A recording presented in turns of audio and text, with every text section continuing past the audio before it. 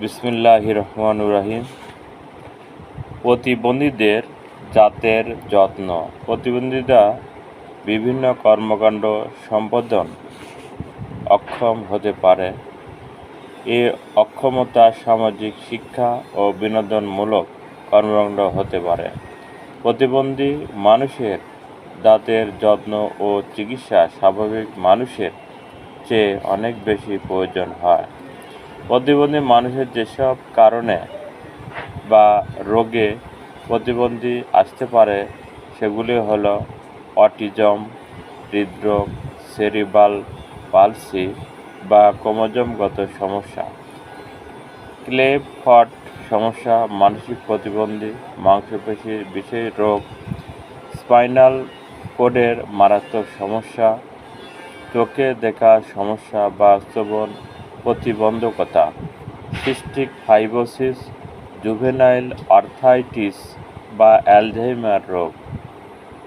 কোনো কিছু শিখতে বা যাদের প্রতিবন্ধকতা রয়েছে, বিশেষ করে ডাউনস বা সিনড্রোমের সমস্যা হয়, তাদের ক্ষেত্রে দাঁতের সমস্যা অবশ্যই দেখা দেবে।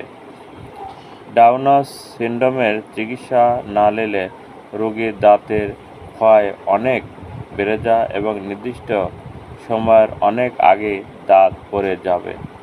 প্রতিরোধমূলক দাঁতের যত্ন থাকবে। প্রতিবন্ধকতা বা প্রতিবন্ধী মানুষের দাঁতের চিকিৎসা প্রধান লক্ষ্য। প্রতিবন্ধী মানুষের দাঁতের চিকিৎসার ক্ষেত্রে প্রাধান্য দিতে হবে। প্রতিবন্ধীদের বেশিরভাগ ক্ষেত্রেই মুখের সার্বিক অবস্থা খুবই খারাপ থাকে। কোনো কিছু বোঝার অক্ষমতার জন্য প্রতিবন্ধী মানুষের মুখের স্বাস্থ্যের উন্নতি সাধন প্রায় অসম্ভব হয়ে পড়ে। তাছাড়া এসব রোগী দাঁতের যত্নের ব্যাপারে সচেতন করা কঠিন হয়ে দাঁড়ায়। মানসিক প্রতিবন্ধীদের ক্ষেত্রে টুথব্রাশ কার্যকর ভূমিকা রেখে থাকে।